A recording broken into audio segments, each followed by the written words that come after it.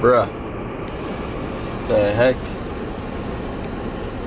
Guys, it's freaking negative 18 degrees outside and it's April.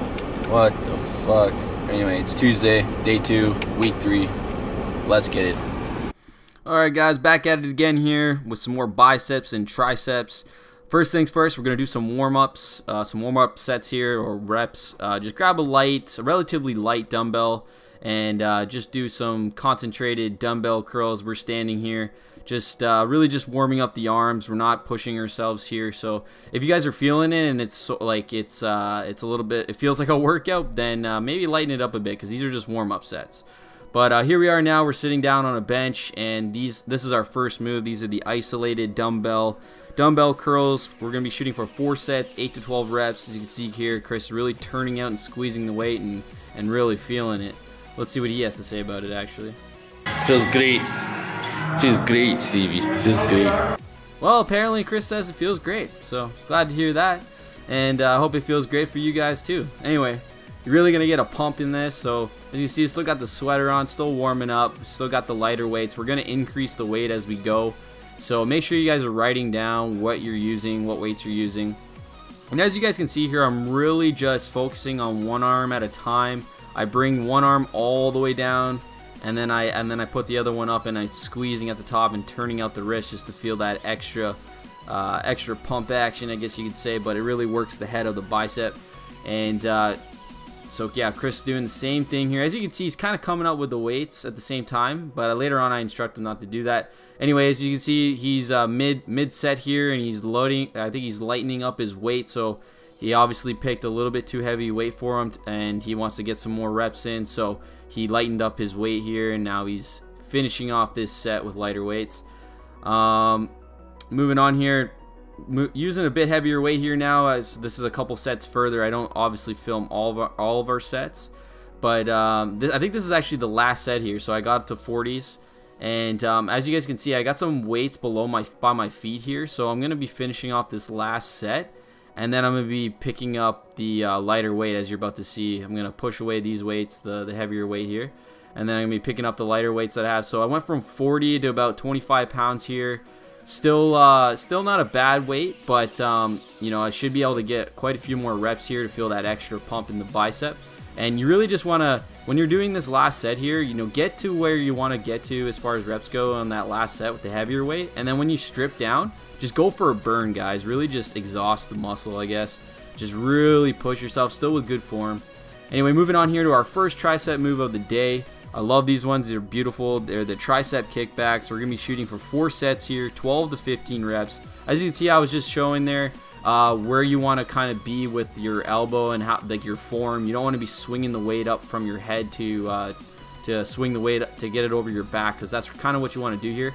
But as you can see, I'm keeping my elbow in a fixed position, my arm on like a 90-degree angle, I guess, and just focusing on locking out the tricep, pushing the weight just over my back, trying to keep my back flat. And that's what Chris is trying to do here. His form has gotten better in this move as he's going, but for the most part, it's something that, you know, in the earlier stages, it's hard to get the form down, but he's doing a really good job focusing on keeping that arm in a fixed position. Really just your elbow is just the hinge in this move, guys. You're not trying to swing the weight, because if you are, then maybe the weight's a little bit too heavy.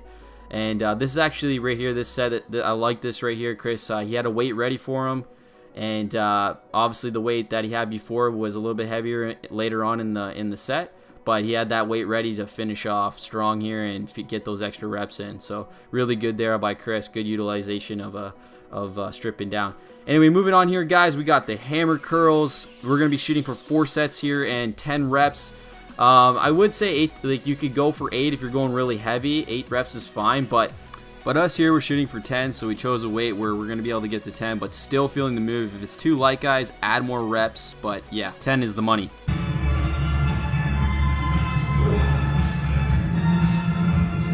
Yeah, I know, just make sure you come up, and it's the same thing, just control motion. You don't have to do a bunch. As long as you come up and you squeeze, you feel that squeeze, and you come up again. It's not like this. Yeah, I do though. I flex It's boom, boom, boom, boom, lock it up, like drop the weight, lock it down, like control it down. Yeah. You really want to feel that forearm pump. Yeah.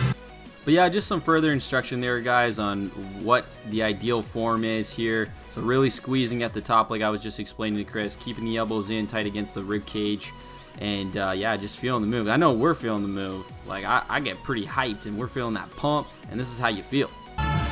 Ooh, sexy baby. Yeah, we're feeling damn sexy. I don't know about you guys, but we're feeling damn sexy. But yeah, anyway, guys, we're I think we're in our last set here. Actually, no. Yeah, I think it's the last set on this in this particular workout. Got a little angle of Chris. So as you can see with my instruction, you know, he's really focusing on one arm at a time. He's not coming up with the one after the other, like right away sort of thing.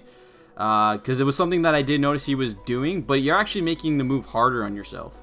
Anyway, guys, moving on here to another tricep move, and this one here is the tricep push down. So didn't do this last week, but this is a really good tricep exercise. So the ideal goal here, guys, is you want to first get your balance, stand up straight, adjust the cables appropriately so it feels more of like a natural pull down sort of move, and you almost want to like lock out the tricep at the bottom here. Unfortunately, it kind of wasn't really focusing here. Obviously, we were talking to a member of the gym here, so it wasn't like I wasn't really focusing on the overall form of the move, but you know, nonetheless, guys, you get an idea of what it is, and as long as you apply the whole, you know, straight back, good form, get your balance, pull the weight down, and lock out the tricep at the bottom, and almost give it like a little squeeze. You're gonna really feel the tension in your tricep, but it's a really good isolation move. Anyway, moving on here, guys, we got the standing.